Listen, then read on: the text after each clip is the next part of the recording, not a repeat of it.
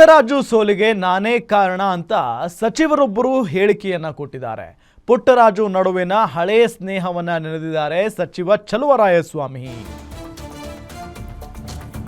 ನೋಡಿ, ಪುಟ್ಟರಾಜು ಅವರ ಸೋಲಿಗೆ ನಾನೇ ಕಾರಣ ಅಂತ ಹೇಳಿದ್ದಾರೆ ಸಚಿವ ಚಲುವರಾಯಸ್ವಾಮಿ ಅವರು. ಅವರ ನಡುವಿನ ಹಳೆಯ ಸ್ನೇಹವನ್ನ ನೆನಪು ಮಾಡಿಕೊಂಡಿದ್ದಾರೆ. ಈಗ ಜೆಡಿಎಸ್ನವರು ಎಷ್ಟು ಜನ ಕಾರ್ಯಕರ್ತರಿಗೆ ಬೆಂಬಲ ಕೊಟ್ಟಿದ್ದಾರೆ, ಸ್ಥಳೀಯ ಚುನಾವಣೆಯಲ್ಲಿ ಎಷ್ಟು ಜನರನ್ನ ಗೆಲ್ಲಿಸಿದ್ದಾರೆ.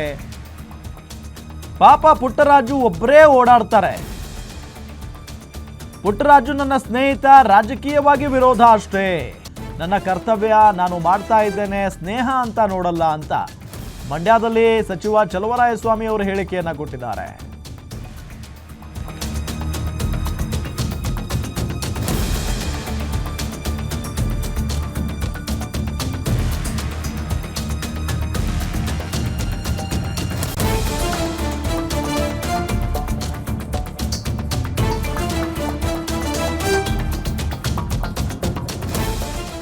ಓಡಾಡ್ತಾನೆ, ಅವನ ಮಾತನ್ನ ಪಾಪ 4 ಜನ ಕೇಳ್ತಾರೆ, 4 ಜನ ಕೇಳಲ್ಲ. ನನ್ನ ಸ್ನೇಹಿತ, ನಾನು ರಾಜಕೀಯವಾಗಿ ಅವನಿಗೆ ವಿರೋಧ ಮಾಡ್ಬೋದು, ನಾನು ಇಲ್ಲ ಅಂತ ಹೇಳಲ್ಲ, ಮಾಡ್ತೀನಿ, ನಾನು ಇಲ್ಲ ಅಂತ ಹೇಳಲ್ಲ.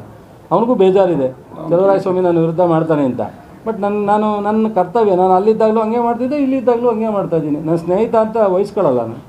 ಅವನ ವಿರುದ್ಧವಾಗಿ ಸಾಕಷ್ಟು ನಾನು ಇವತ್ತು ಕಳೆದ ಬಾರಿ ನಾನು ರೈತ ಸಂಘದ ಜೊತೆ ನಿಂತ್ಕೊಂಡು ನಾವು ಅವನ ಸೋಲಿಗೆ ನಾವು ಕಾರಣ ಇದ್ದೀವಿ. ಪಾಪ ಪುಟ್ಟರಾಜ ಒಬ್ಬ ಹಗಲು ರಾತ್ರಿ ಓಡಾಡ್ತಾನೆ, ಅವನ ಮಾತನ್ನ ಪಾಪ 4 ಜನ ಕೇಳ್ತಾರೆ, 4 ಜನ ಕೇಳಲ್ಲ. ನನ್ನ ಸ್ನೇಹಿತ, ನಾನು ರಾಜಕೀಯವಾಗಿ ಅವನಿಗೆ ವಿರೋಧ ಮಾಡ್ಬೋದು, ನಾನು ಇಲ್ಲ ಅಂತ ಹೇಳಲ್ಲ, ಮಾಡ್ತೀನಿ, ನಾನು ಇಲ್ಲ ಅಂತ ಹೇಳಲ್ಲ.